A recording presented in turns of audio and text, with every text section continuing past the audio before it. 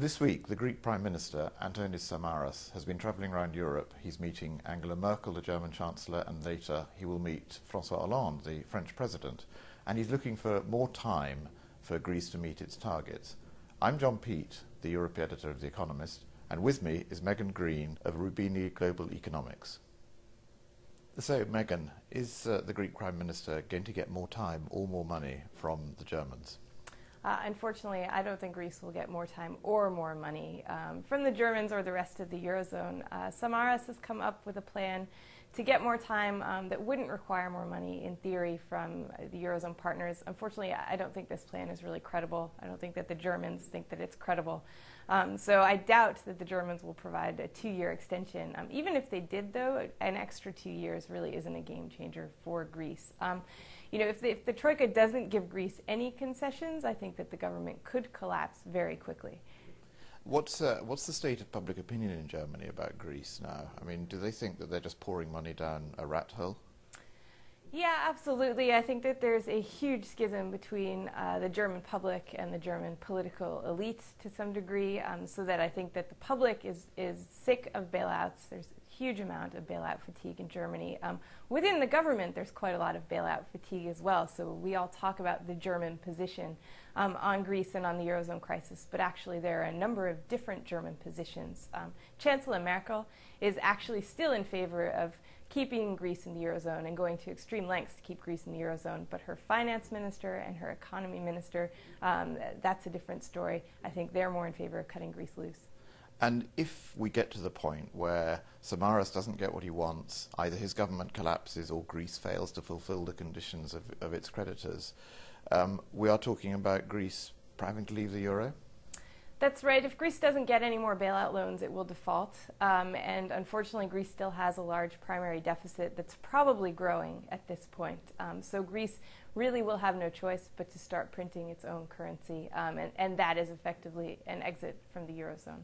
And what will be the effect on Greece of doing that, do you think? So I think there will be a huge drop in living standards. I think ultimately the Greek government and the Troika will come together in what is like an amicable divorce, and they'll negotiate a Greek exit from the Eurozone. So I think Greece will get some bridge financing from the Troika to try to cushion the blow.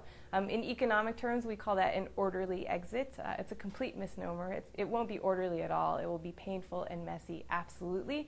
But it's probably the fastest route back towards growth for Greece.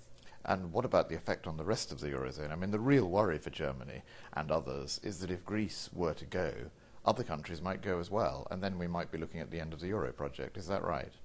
That's right, and there's certainly a risk of that. I think if you've got your money in a Portuguese bank and Greece defaults and exits the Eurozone, you're going to rush to take your money out of a Portuguese or a Spanish bank. But so far, the ECB has been willing to finance the deposit run in the Eurozone. So as long as it's willing to continue keep doing that, I think that probably we won't see a disorderly dismantling of the Eurozone.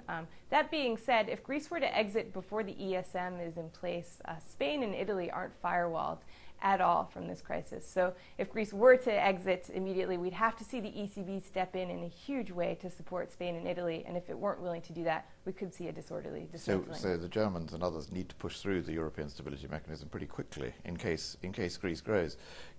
I mean, do you think that some German politicians are saying we can manage with a Greek departure, it's not going to be such a big problem? Are they being optimistic, or do you think that they're right, that they can manage with a Greek departure?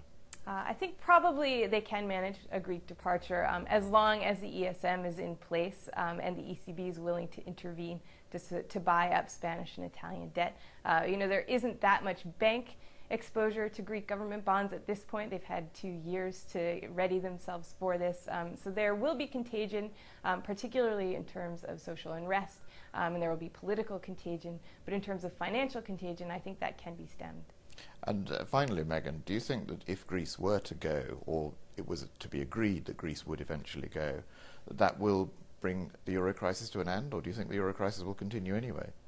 A Greek exit from the Eurozone absolutely won't end the Eurozone crisis. It doesn't deal with any of the fundamental causes of it, so it absolutely won't bring an end to this. So you think the risk of a currency breakup is still pretty high? Yes, I think it's very high. Megan Greene, thank you very much. Sure.